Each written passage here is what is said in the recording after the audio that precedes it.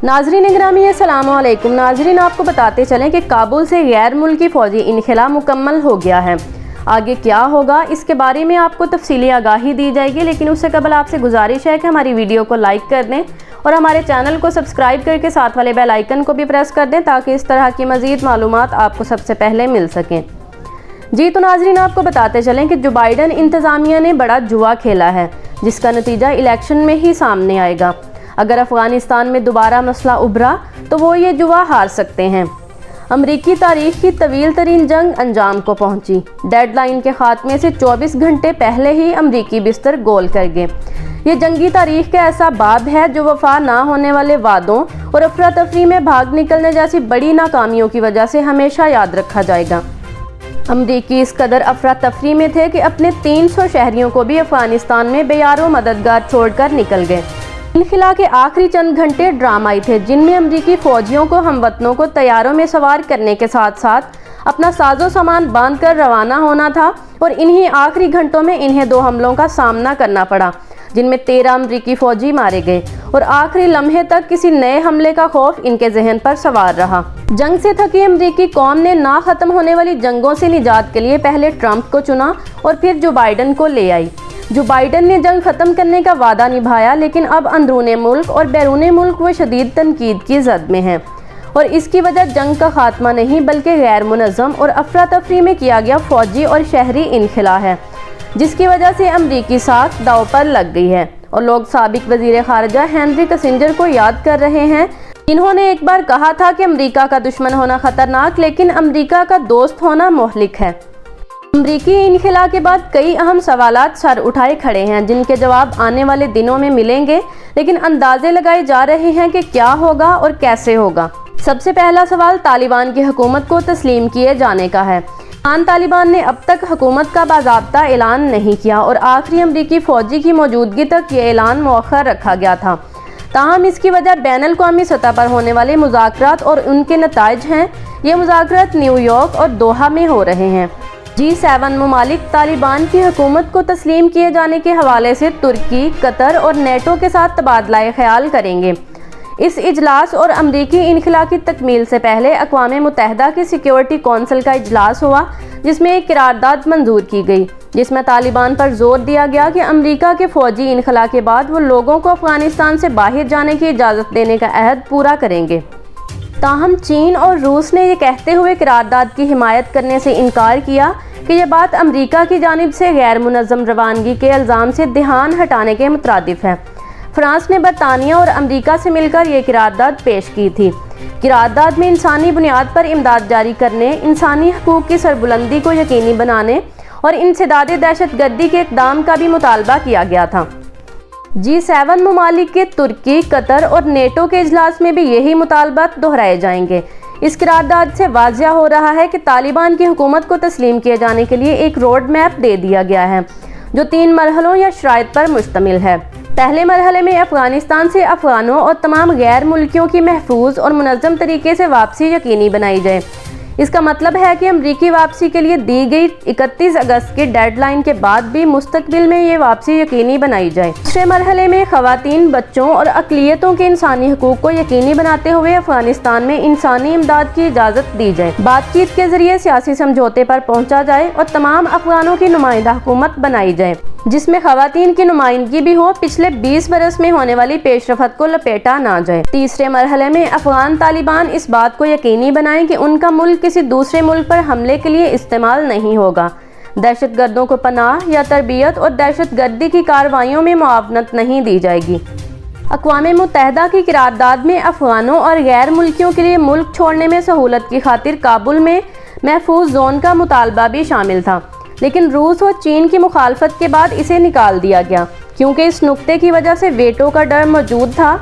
इसका जिक्र रूस के मंदूब ने किया और कहा कि महफूज रास्ते की बात करते हुए अफ़गानिस्तान से ब्रेन ड्रेन को मलहूज़े खातिर नहीं रखा गया और अफ़गानिस्तान के मुआशी मसाइल की तरफ भी तवज्जो नहीं दी गई।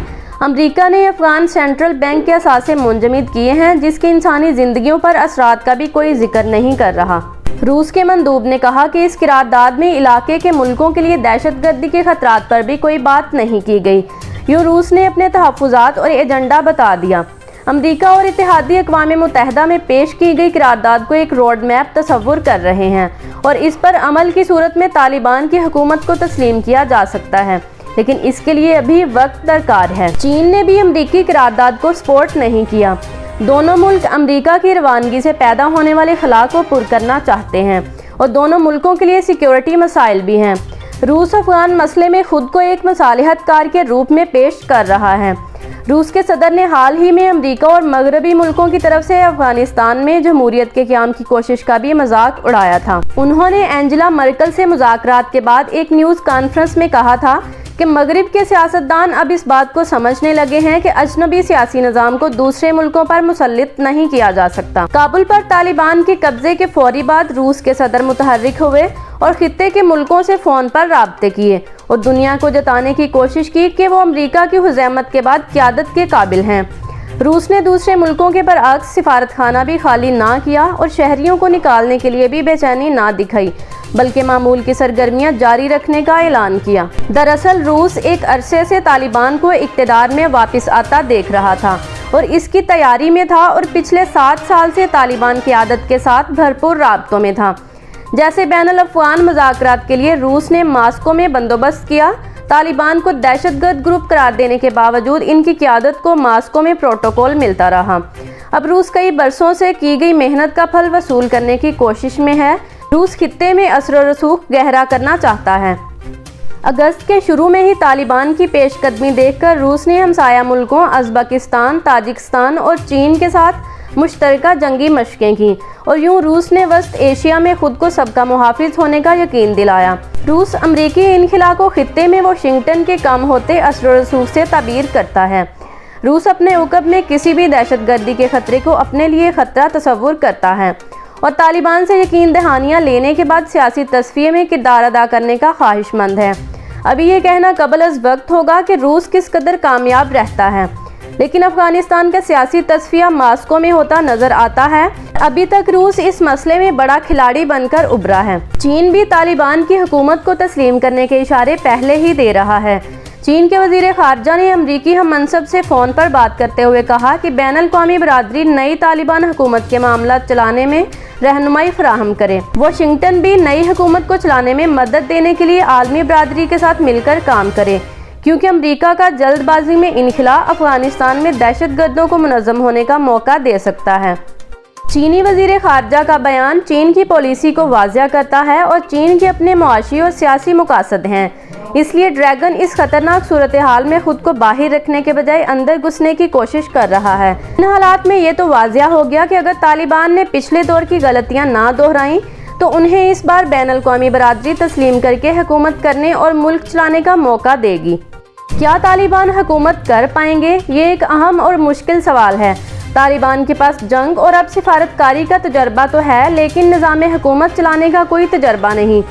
دوسری جانب یہ ہے کہ طالبان کے مقامی کمانڈر کبھی بھی وقتی جذبات میں کوئی ایسا فیصلہ کر سکتے ہیں جو انہیں دنیا میں کسی نئے تنازع کا شکار بنا سکتا ہے۔ گورننس کے علاوہ معیشت کے بھی مسائل ہیں۔ امریکہ زر مبادلہ ذخائر منجمد کر چکا ہے، دنیا بھی پابندیاں عائد کیے ہوئے ہے۔ طالبان معاشی بندوبست کا بھی تجربہ نہیں رکھتے، لیکن ان کے ساتھ بڑا مسئلہ سیکیورٹی کا ہے۔ طالبان نے گوریلا جنگ کے ذریعے امریکی سرپرستی میں بننے والی حکومت اور غیر ملکی طاقتوں کو منمانی نہیں کرنے دی اور امریکی اتحاد کو نامراد لوٹنا پڑا۔ اب داعش کی صورت میں انہیں بھی ایسے ہی دشمن کا سامنا ہے۔ امریکی سینٹرل کمانڈ کے سربراہ نے انخلا مکمل ہونے کا اعلان کیا تو یہ بھی ذکر کیا کہ ان کے اندازے کے مطابق داعش کے 2000 تربیت یافتہ جنگجو افغانستان میں موجود ہیں۔ ایک اور بڑا مسئلہ طالبان کی کامیابی کے بعد یہ ہو سکتا ہے کہ دنیا بھر سے جہاد کے نام پر بننے والے گروہ یہاں کا رخ کریں گے اور داعش خراسان یعنی افغانستان میں موجود داعش کا دھڑ ان کے لیے پرکشش ہوگا۔ داعش خراسان عراق اور شام میں نام نہاد دولت اسلامیہ کے خاتمے کے بعد داعشی جنگجوؤں اور قیادت کے لیے زیادہ دلچسپی کا باعث ہے۔ داعش خراسان مشرق وسطیٰ میں نام نہاد دولت اسلامیہ سے نیٹ ورک بنانے کے ساتھ ساتھ کارروائیوں کے لیے بھاری فنڈز لیتی رہی ہے۔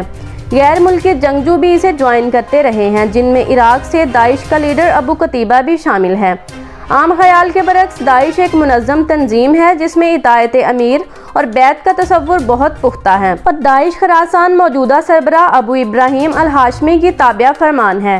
طالبان کو گوریلا جنگ سے نبرد آزما ہونا پڑے گا، اور امریکی جنرل میک کینزی کے لفظوں میں طالبان کو اپنا بویا ہوا اب کاٹنا پڑے گا۔